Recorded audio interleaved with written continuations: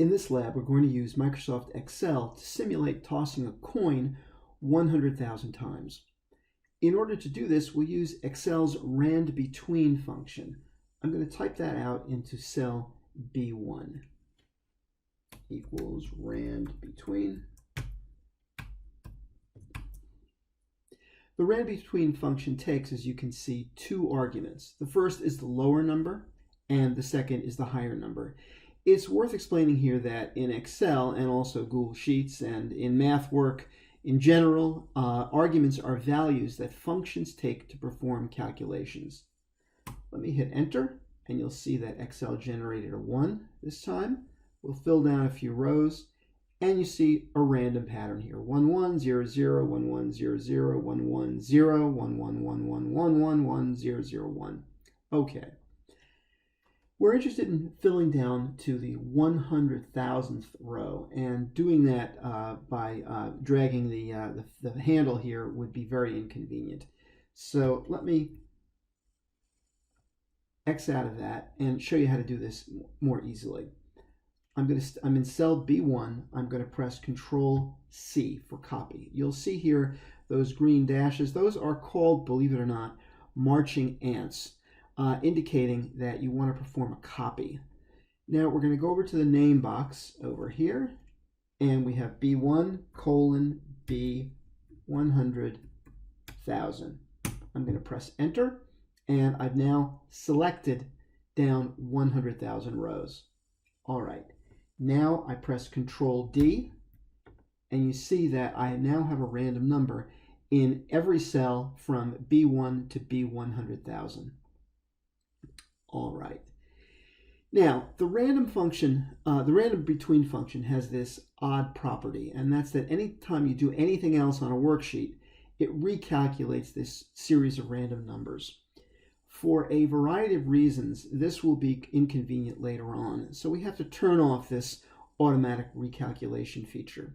In order to do that, we're up here in the Formulas tab. We go to Calculation Options. You'll see it's by default set to automatic. We're going to set it here to manual. Now, when we need to recalculate the sheet, we're either going to click Recalculate Now. I'll show you what happens. See, in column B, we have a new set of numbers. Again, a new set of numbers. Again, a new set of numbers, etc. I can click this Calculate Now button, or it may be more convenient, you can also press the F9 key on the keyboard. All right. In addition, we want to also be able to see the number of consecutive runs of either zeros or ones in column B. In order to do this, we're going to use the if function and a counter. What we're interested in doing here is comparing the value of any given B cell with the value above it. If the value above the given B cell is the same as the value in the B cell that we're starting with, we want our counter to advance by 1. If the value is not the same as the value above it, then we simply want to enter a 1. You'll see how this works in a moment. First, let me introduce the function to you. The if function takes 3 arguments. The first argument performs a test, specifically what's called a logical test. The second argument is the value returned if the logical test is true. The third argument is the value returned if the logical test is not true, if it's false.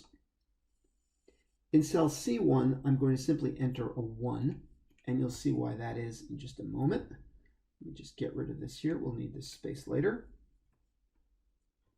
Actually, you know what? Let me leave it there for you. Oops. Let's leave it there. In cell C2, we're going to type the following. Equals if, what are we comparing? A given cell to the cell above it. In this case, if B2 equals B1. If that returns true, then we want to take the value in C1 and we want to add 1 to it. That's our counter. If it's not true, we want to start the process over again with a 1. And again, you'll see how this works in a minute. We'll press return. Now, I'm going to fill down all the way. I've selected the cell. I'm going to have the cursor turn to that filled in cross, double click. And we've now filled that function all the way down to cell C100,000. Now, you may be saying, gee, it's returning a 1 all the time. The function was typed incorrectly. No, it wasn't. Remember, we have manual calculation now operating on this worksheet. So I'm going to click Calculate now to manually calculate. And you'll see that these values have changed because we've recalculated, but the counter value has changed too. Let's explore for a minute how this counter works. Let's see, let me start just at random. Let me start over here. Okay. What's happening? We're starting in cell B20 and we're looking at cell B19. Is B19 equal to B20? No, it's not. There's a 0 in B20 and a 1 in B19. So we're going to do the second part here. Value to return if that statement is false, and enter a 1. Let's go down to the next one. What's happening? Does B21 equal B22? Yes, it does. B21 is 0 and B20 is 0.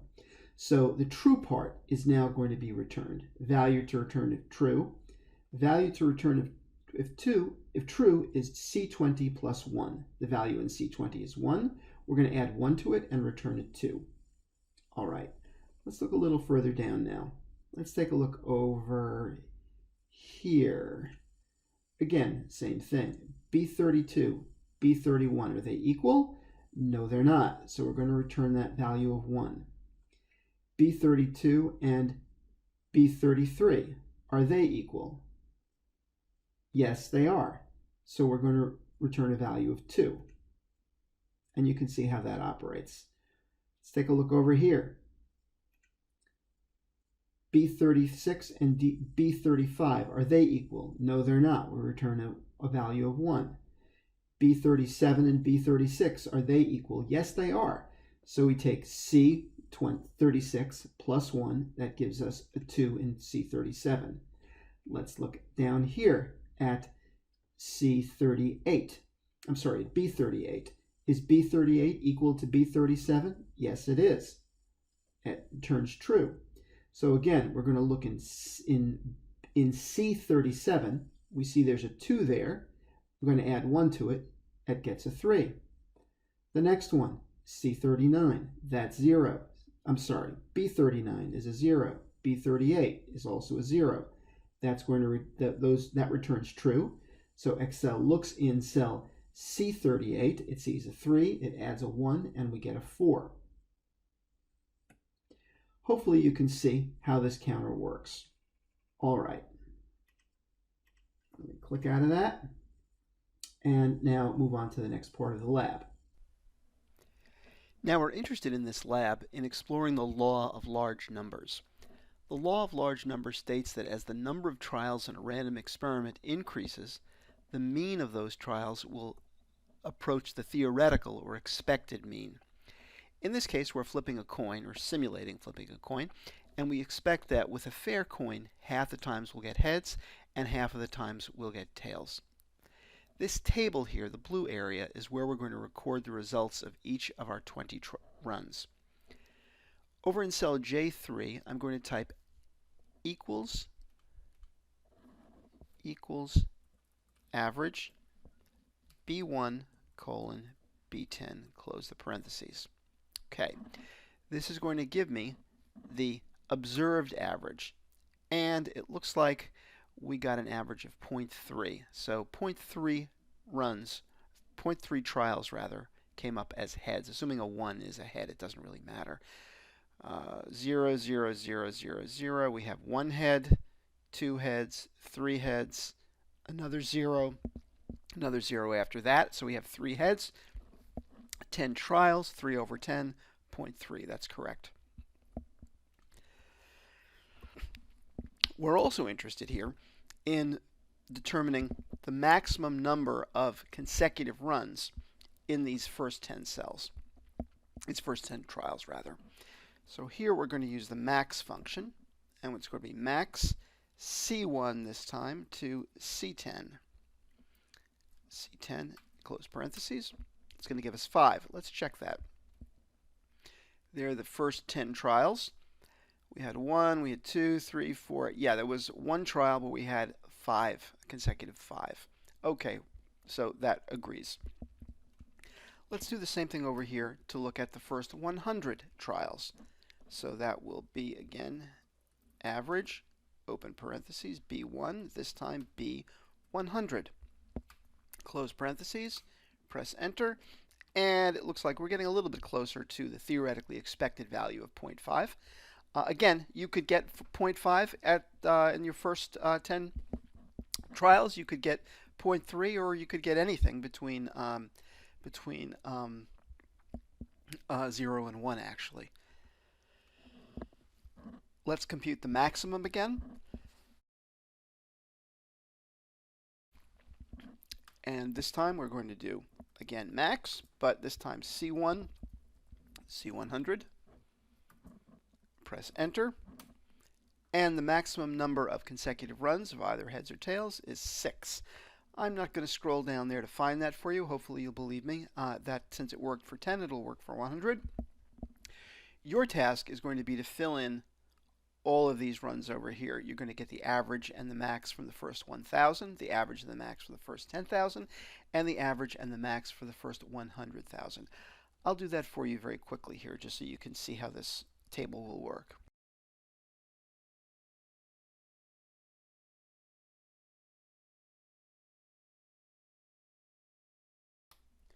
You don't have to worry about this last command. For some reason, it's doing something weird that I don't quite understand why it's doing this, but I'll type it in for you. This is just going to tell us the row that has the maximum value. Okay. All right. So what we're going to do is the following. We want to record the results of this trial. So to do that, we want to copy the contents of J3 to T3. Now, and this is critical, this is absolutely critical. For this to work, you have to paste only the values in the range beginning at J7. Let me show you first how not to do this.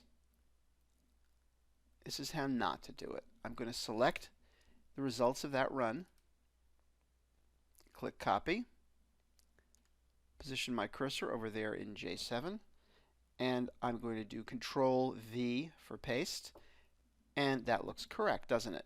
Okay, let's say that we assume that's correct. Now we want to run our second trial, so we can fill in this row over here. That would be starting at J8. Simply go over here to Calculate Now,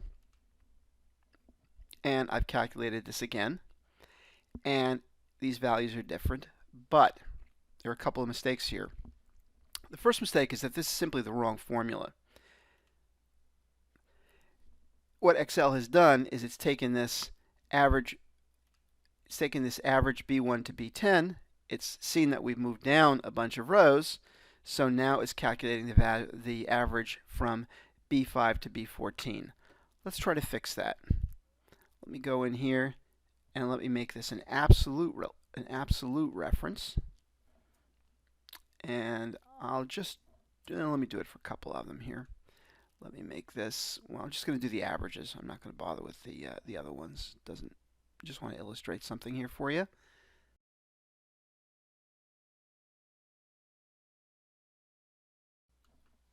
Let's copy and paste again. All right, there we go. Now the formula matches. The formula in J7 matches the formula in J3 because we use that $, which indicates an absolute reference. All right, let's calculate this again now. What happened? This changed. The results of our first trial are gone. In their place are the results of our next trial. Why? Because what we did was we pressed Control V to copy. What we did was we copied the formula. We don't want to copy the formula. We want to copy the values. Let me erase this. And just to be consistent, let me fix the colors. Now let's show you the right way to do it. Again, we're going to come over here and copy these values. Or copy those cells, I should say. This time I'm going to right click. It doesn't matter. You don't have to right click. You can do Control Copy. I'm going to right click. Now when I paste, Control V does that paste. That's not what I want to do. I want to paste the values only. Look at what happens. The formatting, it turns to pink because it's copying everything in J3 through T3. When I paste only the values, only the numbers are going in there. What's the contents of this cell now? It's 0.2. Before, the formula was in there. It's not in there anymore. Just the value is. Let's go back and calculate again. And look what happens. This changed, but this did not change. So again, I'm going to right click, select copy, right click, select paste values, and now I've recorded my second run. And again, I'm going to recalculate this, select those cells, right click, copy, go into the row for trial 3, right click, paste values. Okay, you can read about how to copy values in the instructions as well. You can press, each time you press F9, you simulate tossing those coins 100,000 times again. So copy and paste all of the values to fill in the table, and you do this 20 times. And that's pretty much it. You're pretty much left at this point to answer the questions, and we'll answer the questions in the usual way by clicking and creating another sheet, going up to Insert, and where is it on this computer? On every computer it's a little bit different. Insert Text over here, a text box. I'm going to draw out a text box, and then we're going to just answer the questions here. Okay, that's it. I hope you found this helpful. If you have any questions, please reach out to me via email or in whatever way works best for you. Thanks.